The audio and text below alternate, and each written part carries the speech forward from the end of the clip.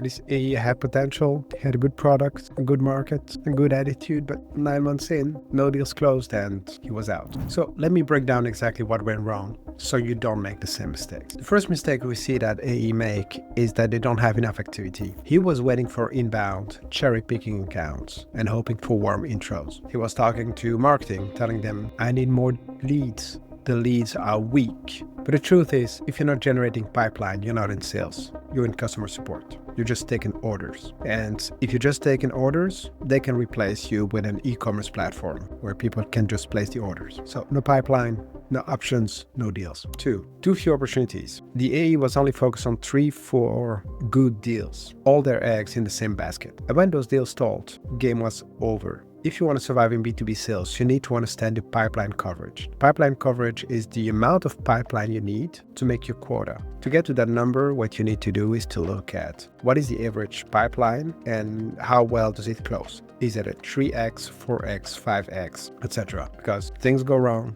deals will stall, deals will not happen, people get fired on the client side, and then your deal disappears.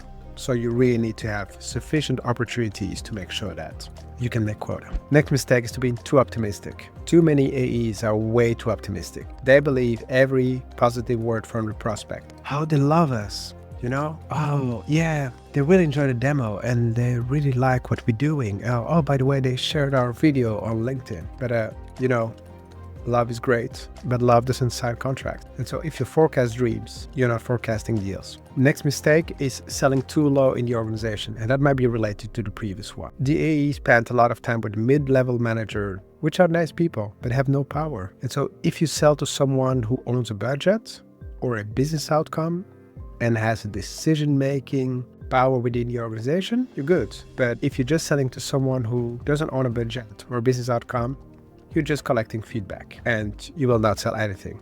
And they can be as friendly as they want. It won't bring you any deal. Next mistake, no business case. Way too many reps think that they need to be building relationship. You know, we are friends. I went to the same school as them. We golf at the same club and, oh yeah, he has a wife. I have a wife as well, has 2 kids. I have 2 kids. Oh, great. We can be friends. But actually it's relationship selling. A relationship selling doesn't work. Of course, people need to trust you, but at the end of the day, when the chief financial officer, the CFO asks, what's the ROI?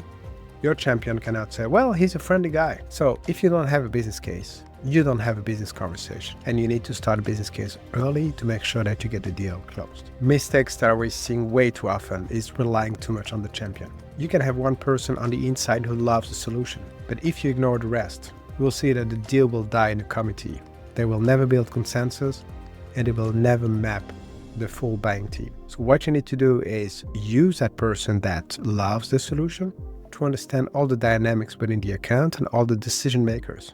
It might be 3 people, it might be 8 people, it might be 20 people. It's a lot of people. And everyone has their own problem, their own business issues, their own private issues and everything. And so you need to be able to understand what is happening, what is the dynamics within the account, to make sure that when it comes down to a decision, all those people are informed and that they see that what you are providing will give value to them. And final mistake, the lone wolf syndrome. The AE try to do everything themselves. Email, demo, follow-up, proposal, try to reach out to the CEO instead of leveraging the network that they have around them. And your organization might have marketing. So if you have a marketing team, maybe they can help you doing some account-based marketing. If you have some pre-sales resources, technical resources that can help you, maybe they can help you build a stronger proposition, do the demo, or do some other task to make sure that from a technical standpoint, you are being covered. If they have some business consultant around them, can they help them actually crank up the proposition, make it more compelling, make it as a real business proposition? Customer success. Are you providing customer success after the deal? It's always a good idea to introduce them